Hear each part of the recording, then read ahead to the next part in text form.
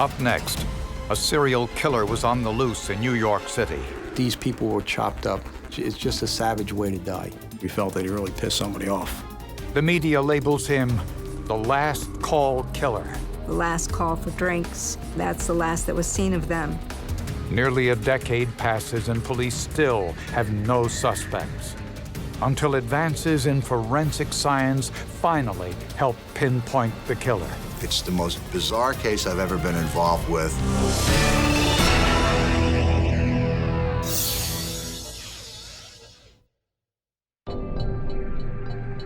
For sanitation workers collecting trash along the New Jersey Turnpike in 1991, it was a day like any other. Until they found a plastic bag so heavy, the men decided to look inside. The worker felt like it was a pumpkin or something. But it was something else. It was a head, human skull. When police arrived at the scene, they found even more bags with more body parts. The body was severed into 7 pieces: 2 legs, 2 arms, upper and lower torso, and the head.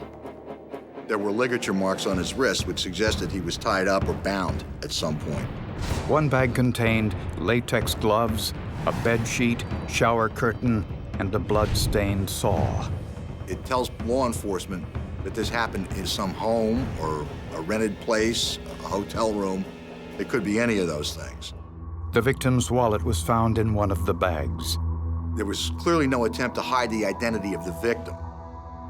The victim was 56-year-old Thomas Mulcahy, an executive for an information company in Massachusetts who'd been in New York City on a business trip.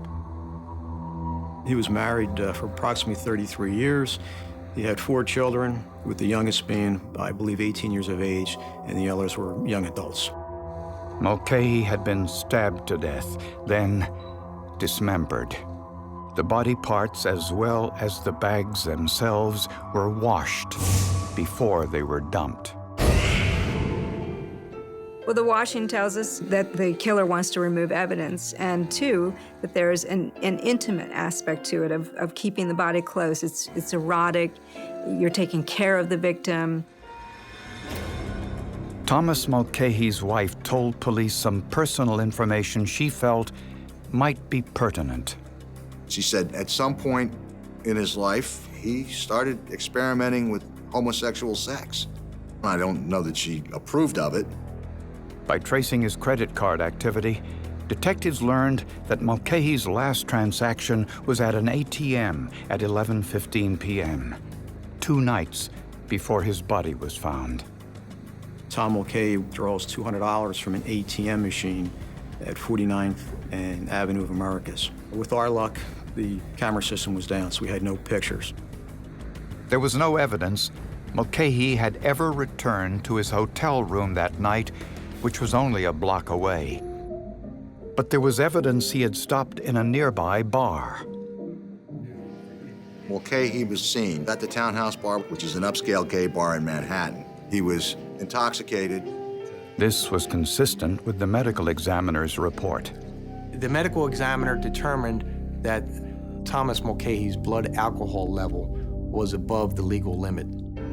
Witnesses said that Mulcahy was talking with a white male with brown hair, but no one could say for sure whether they left the bar together. Using the witnesses' descriptions, police created a composite sketch, which was distributed to the media.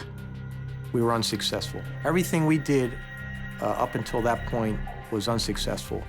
But there was one item found with Mulcahy's body that provided an important clue.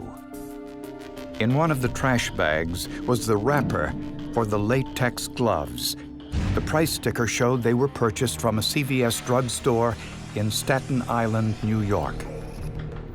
But investigators still faced a daunting task. There were almost 500,000 people living in Staten Island. We had nothing. We were grasping at straws. 1 year after finding Thomas Mulcahy's dismembered body, New Jersey police had another case that was eerily similar, this time in Manchester Township, New Jersey. The body parts were bagged in a similar fashion. They were double bagged, double knotted. The most striking thing, at least to me, was the way the bodies were dismembered into the same 7 parts. Prints were taken and put into the system, and it turned out that this particular individual had a minor criminal record. He was identified as Anthony Marrero. Marrero's record showed he was a gay prostitute. Like the Mulcahy case, Marrero's body parts and the bags had both been washed before they were dumped along the side of the road. We had really no prints, no DNA, anything that could tie us to a viable suspect. Also like Mulcahy, the victim had ligature marks on his wrists and ankles. There's something called a signature killer. That is a killer who tends to repeat their process with several victims. The cuts that were performed on his body were described as being disarticulated, in that you actually don't just cut right through the bone, you actually pull the joints apart and cut through cartilage as opposed to bone. This disarticulation was a vital clue. We know it was post-mortem. The precision of the cuts led us to believe that this was done by somebody who had some knowledge. Somebody in the medical profession, possibly somebody along those lines. One of the bags found with Marrero's body had the words President's Choice on it. This shopping bag was sold at only 9 locations, and one of the locations happened to be Staten Island. The store in Staten Island which sold those bags was close to the CVS drugstore that sold the latex gloves found with Thomas Mulcahy's body. The reasonable assumption is that the killer either lives or works in that neighborhood because that would be within what's called their zone of familiarity, their comfort zone. Using a process called superglue fuming, investigators were able to lift 2 partial fingerprints and a partial palm print from the bags. These prints were entered into the nationwide fingerprint database of known criminal offenders. The results of that entry and the search were negative. There was no match. We had ran out of leads, and it wasn't looking too promising. 2 months later, investigators' worst fears were realized when another dismembered body was found in a garbage can 12 miles outside of New York City.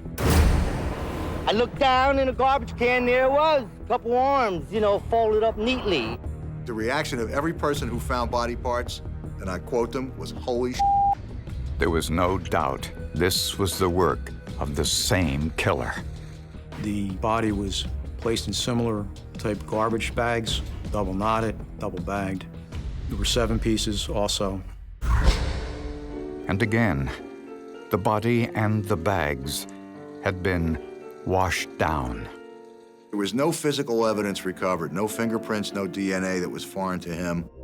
The victim was identified as 56-year-old Mike Sakara. He was a fixture in the Five Oaks bar in Greenwich Village. The Five Oaks was a piano bar, and it did cater to the gay clientele.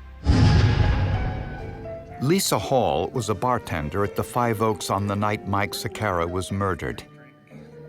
Lisa said a white male came into the bar and sat next to Mike. Hey, how you doing? Hey, how are you? She had never seen the man before. Can I get you something to drink? Yes, got you water. I assumed he knew Michael because why would he, when there's empty seats, go sit right next to him? And I made the man a scotch and water, and Michael said, Lisa, this is so-and-so. He's a nurse at St. Vincent's. When she left the bar, Michael and this man were still there. Michael was not the type to go home with anyone, and it seemed like he knew him. I didn't think anything of it. No one saw the 2 men leave the bar together. The detectives asked me for a name. I said it was like John or Mark, a very common name. But It was just a first name, and I didn't really remember a name. I remembered a face. So investigators created a composite sketch based on Lisa's description. But even Lisa knew finding him wouldn't be easy. Well, New York City, it would seem almost impossible to try to find a suspect unless they could find some connection somehow. Detectives across New York and New Jersey were desperately trying to find a serial killer who was targeting gay men. The media dubbed him the last call killer. The most recent victim, Mike Sakara, was last seen in a bar with a white male whom he introduced to the bartender as a nurse working at St. Vincent's Hospital in New York. When police followed up with the local hospitals, they identified a male nurse at St. Vincent's, 38-year-old Mark Slayton, who not only resembled the composite drawing, he also lived in Staten Island near the stores where the killer purchased the latex gloves and garbage bags used in the murders. Unfortunately, Slayton's prints didn't match the prints found on the plastic bags. It's heartbreaking. You're out there pounding the payments, doing everything you can, and you don't have an answer for it. So it was very frustrating.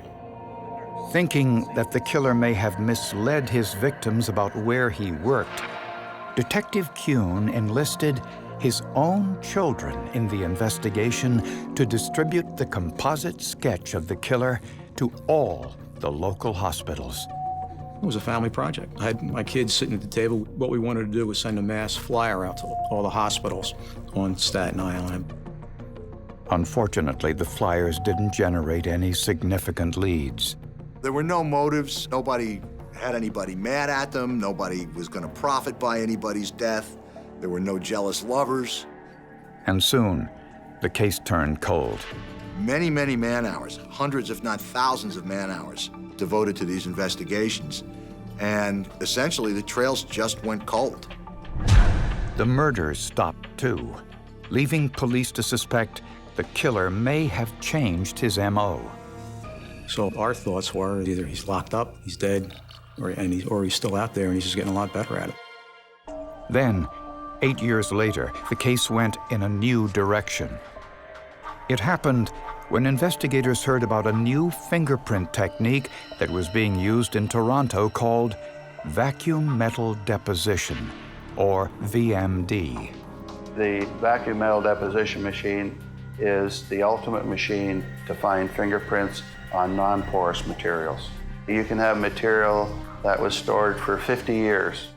Investigators immediately sent a dozen bags from the last call killer case to Toronto. They'd been in storage for years.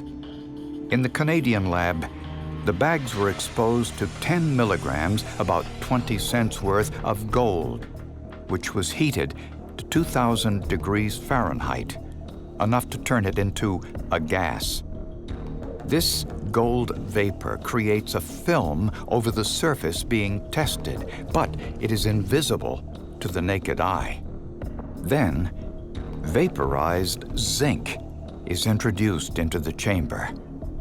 It adheres to gold, which locks any prints in place so they can be photographed. The end product is a negative of the fingerprint on the surface, the non-porous material, and that's what we end up seeing. The VMD process yielded 16 partial prints on the bags from the Mulcahy murder and 3 from the Marrero case. These prints were of much better quality than the original ones. I was ecstatic. We have latents, balls in our court. The new prints were entered into the National Fingerprint Database of known criminal offenders. Again, there were no matches. But Detective Kuhn also sent hard copies of the prints to each state, since not all states had put their prints into the nationwide database. This was our last shot, and we felt that if we could reach out, that maybe they'd put that little extra effort into the submission.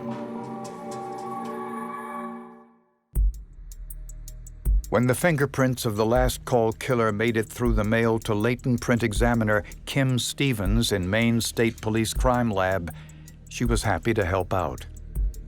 The state of Maine hadn't yet put all of their prints onto the national fingerprint database. I received the prints in the mail with a cover letter, and I read the letter and the synopsis of the case. Kim Stevens entered the last call killer's prints into Maine's state database. I thought there's no way I would get a match. I had done a lot of searches for outside agencies, and the chances I thought would be very slim. But the database of known criminal offenders in Maine turned up 30 possible matches. So 30 prints came up in the list for me to look at one by one, side by side, to see if they could be the print. For the side-by-side comparison, Stevens used the original hard copies made by the 30 criminals when they were arrested and inked by police. It's time-consuming and exhausting. Do you want to do it when your eye is fresh and you're ready to make comparisons? Then, Stevens found one that she thought matched. Every time I went to the next ridge and found detail that agreed, obviously it was a surprise. I was jumping up and down for joy and couldn't believe it. The final step is to have the match verified by another examiner. And that person agreed. The prints belonged to Richard Rogers, a former graduate student in languages at the University of Maine. In 1973, Rogers was charged with using a hammer to kill his college roommate. He wrapped the body in a plastic tent and left it on the side of the road. Richard Rogers apparently said that the other man had approached him for sex and the other man attacked him, so in self-defense, he attacked back and ended up killing him. Mr. Rogers claimed self-defense and was acquitted. Amazing. After he was acquitted, Rogers got a nursing degree and eventually moved to New York. At the time of the last call murders, Rogers had been working as a surgical assistant at Mount Sinai Hospital in New York. That's where police arrested him. They put handcuffs on while he was in our intensive care unit. That does shock us, to say the least. He was gay, didn't really seem to have any long-term relationships. In your wildest dreams, you would not look at Richard Rogers and say this guy is a serial killer. We learned that during the times of these murders, Richard Rogers had been off-duty. Lisa Hall chose Rogers' picture from a photo lineup as the man she saw with Mike Sakara at the bar on the night Sakara was murdered. It was just a horrible, horrible thing, and I'm just so glad they got him before he could murder any other people. Rogers lived in Staten Island, just blocks from the stores where the garbage bags and latex gloves were purchased. Detectives searched Richard Rogers' apartment and they found an array of videotapes: Hush Hush Sweet Charlotte, Texas Chainsaw Massacre. He had a Bible in which there were earmarked passages referring to beheadings and dismemberments. Also in Rogers' apartment, they found a vial of a prescription drug used as a sedative. It's one that's not screened for in a routine autopsy. You can use it as a date rape drug, or you can use it to knock people out. Prosecutors believe Rogers would pick up his victims in gay bars. He targeted men who were drinking heavily. Thanks very much. Appreciate it. Enjoy. I shall do it. Rogers may have used a date rape drug and taken his victims back to his apartment, or they may have gone willingly. Nice collection, too. Once there, the evidence shows he stabbed them, then dismembered the bodies. He most likely moved the bodies to New Jersey at night to avoid detection. But even the most careful criminals make mistakes, and Rogers left evidence behind. The elaborate washing of the victims and the bags didn't remove everything.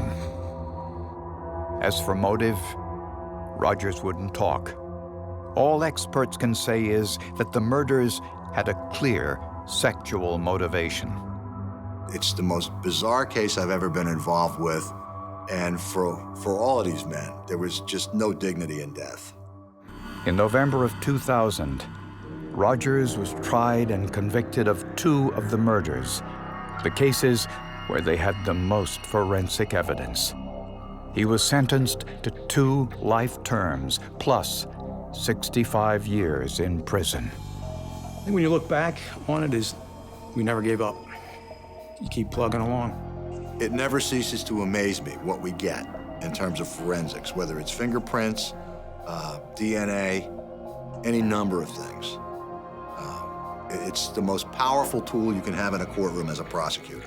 It was pretty horrible to sit there and look at this man that actually murdered Michael Sequeira, and to think about all the other people that lost their lives and all their families and friends that lost people because of this monster who was sitting there. But at least he was finally put away.